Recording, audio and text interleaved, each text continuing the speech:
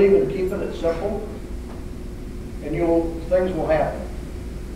A lot of times people just make things too complicated in business, so I believe in keeping it simple. I don't get involved in anything that I can't understand. I believe in hiring people that are competitive, honest, hardworking, and team players. And because of that, I've hired a lot of fellows that have, and women, I might add, have to be careful about that today. I almost wrote in my notes today, businessmen. And I said, boy, that's a real bad one, businessmen. It's business people today. At any rate, I found that people who were athletic were always competitive. They like to win. And I like being surrounded by people who like to win. And the gentlemen that I just mentioned previous to this were all competitive athletes and like to win. And I think that's a very important commodity in running a successful business. Create a business model that you can duplicate. Now that probably doesn't fit everybody in this room. But if you're running a C-store, if you're running one, that's one thing. If you want to run 100, you've got to make it so it's a duplicate. It's a thing that you can turn over and over again. The same thing with the petroleum business. We have like 22 branches.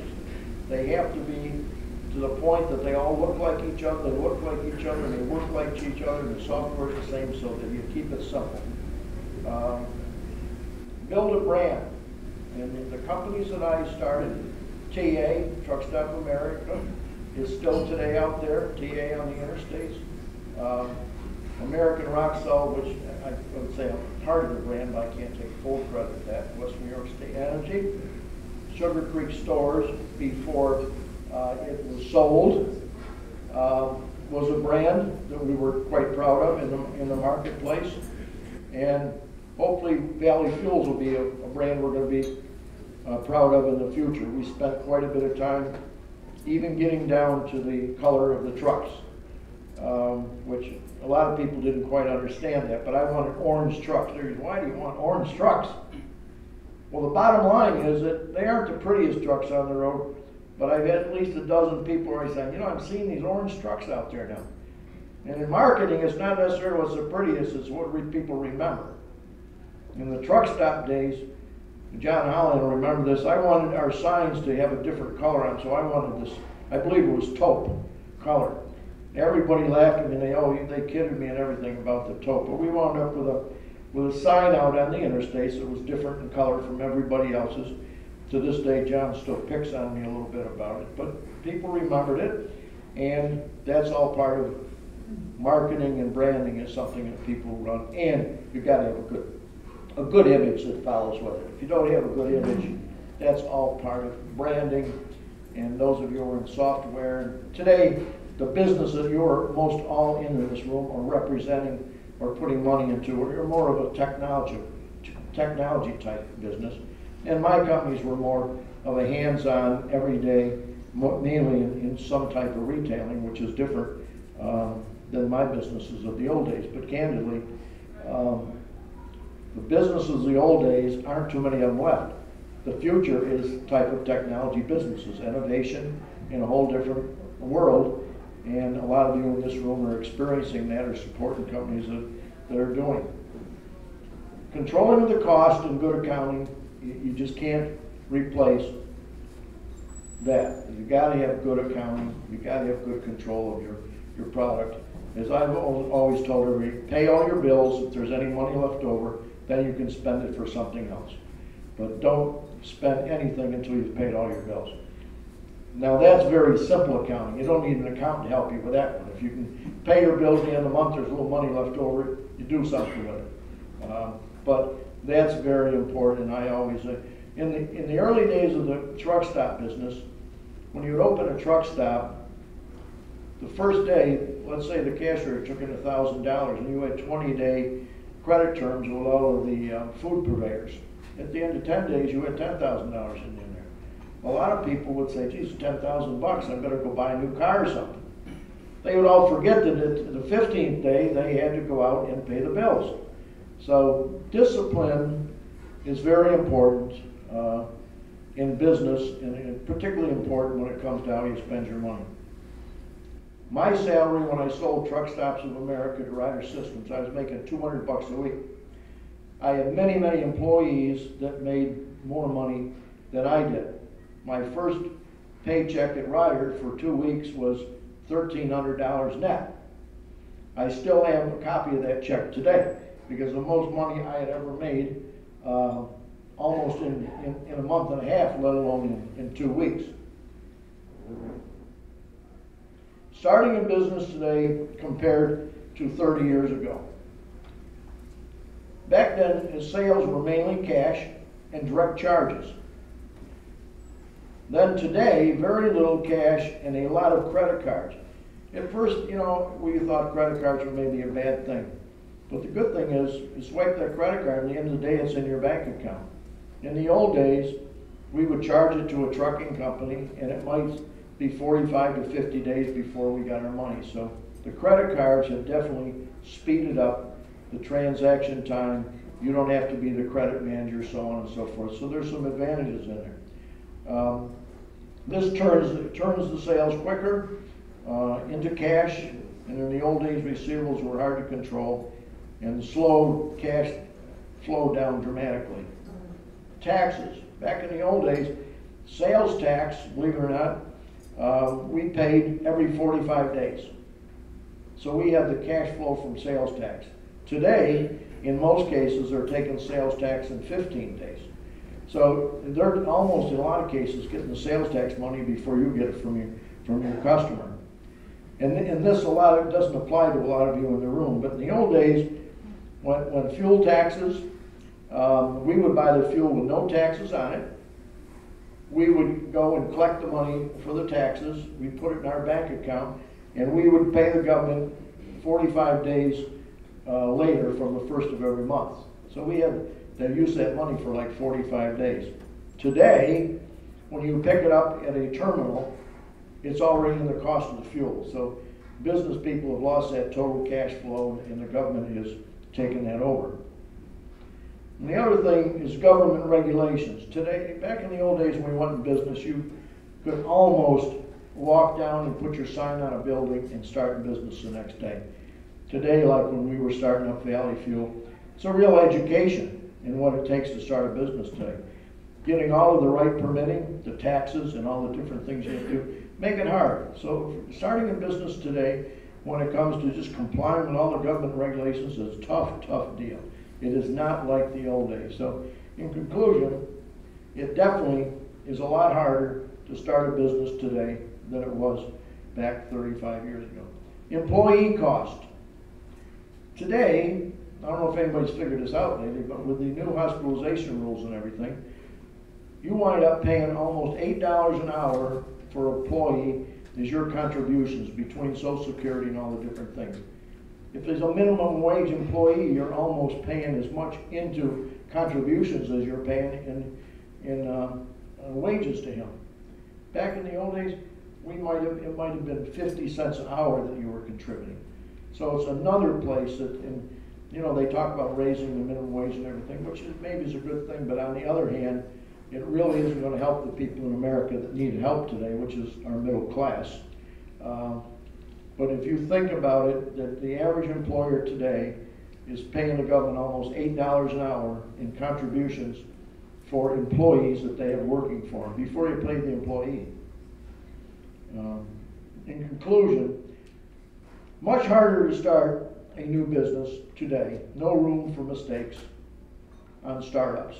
And a lot of you in this room are involved in startups. Also, 35 years ago, my first bank loan covered 2 pages.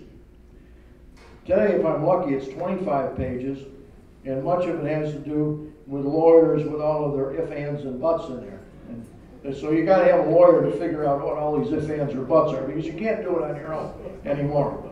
My first loan was with Security Trust Company in Rochester. It was 2 pages long. It took about a half an hour to do, and it was a loan officer and myself, and I walked down to the cashier's counter and I picked up the check. That's simple. Not that way anymore today. In conclusion, hopefully Washington will wake up and bring a better way for business and for startups. the way it is for a startup today, the government's making it pretty tough. They talk about entrepreneurs and making it better for entrepreneurs, and we want to put entrepreneurs, we want startup businesses, but boy, the government doesn't do anything to help you get that done. No, they really don't. Food for thought. And these are a couple of quotes that are my favorites. The problem is not that people are taxed too little. The problem is that the government spends too much. And this is my best one yet. Taxpayers. That's someone who works for the federal government but doesn't have to take the civil service exam. And that's most of us in this room tonight. So with that, I'll be happy to take some questions. Well, I run a farm in Livingston County. We farm 3,000 acres, and I'm struggling every year to make a profit there. So I would say, based on my other histories in life, that's been a failure. I once, in the early days of the truck stop in Rochester, I had a truck leasing company by the name of Able Truck Leasing. Now, the name was Able because I thought I was very smart, because I would be the first truck leasing in the Yellow Pages with an AB. That company, it wasn't unsuccessful, but it certainly wasn't very successful. Those are the only two things that I can really think of that were unsuccessful. They didn't wind up going bankrupt or anything like that, but they certainly were not anything that I was going to be able to take to the bank and afford to come here tonight and have a free, chicken dinner that I had promised, but I haven't got it yet. Yes. The advice I give to young people today is the same advice that I would give a long time ago, and that's leadership, desire to win. Young kids on my farm, when I'm down there with them in the summertime, they say I'm working hard. I say, not until I see sweat, you're not working hard. I want to see some sweat. And so I think just hard work, aligning yourself with good people, and being a good character. We're going totally, and now it's back again. Jeepers. Okay. I guess that's the best answer I can give, but I will say this. I think for young people in America today, starting a business is tougher than ever. Whatever they want to do, you got so much bureaucratic stuff to go through before you get started. It makes it tough. Yes? Well, first of all, I think upstate New York is doing pretty good considering what we went through with Kodak, Xerox, and Bausch & Lomb. And I guess one of the best things is we salvaged a lot of the good people out of those organizations who have started other businesses in upstate New York. What can we do better in upstate New York, I think, is keeping our young people here. We have so many, I read the wedding announcements in the paper every weekend, and it's not because I'm interested in people who are getting married, but I do it for one reason. I want to see how many of them are getting married and still live in New York State. And I read it week after week, and this one lives in Bethesda, Maryland now, and this one's getting married and they're living here. And these are the kids, these are the college kids, a lot of them, and they're not staying here. And I think that's one of the things our SUNY system does wrong, is we're teaching some of the brightest kids in New York State, come from smart families in this community here. But they go to the SUNY system. When they get out of the SUNY system, somebody in North Carolina hires them. If I was governor, and as a friend once told me, that's why you'll never be governor, I would say, if you leave the state, you're going to pay us $20,000 over 10 years. Make the employer you're going to work for cough up the $20,000 or make the annual payments. We trained you for him to try to keep people here in New York State. And I think that's one of the best things we could do, is work harder at trying to figure out a way to keep our young people here. And I will add, giving back to your community is an important thing. And I don't do it for any other reason. That this upstate New York has been good to me, and I believe in giving back to upstate New York. And as my dad once told me, you can only eat one steak a day. Now, I've tried to do more than that, but he's right. I can only eat one steak a day. So giving back doesn't hurt. I'll take one more question. What's next for me? I don't think I have really any desire to do anything other than I'm doing. I love business, and I will continue to function in business as long as I'm capable of functioning in business. And I just hope that when I am no longer physically and smart enough to function in business, I hope that I'm smart enough to, you know, empty out my locker and go down to my farm and stay hidden. So I think that's sort of my goal for the rest of my life.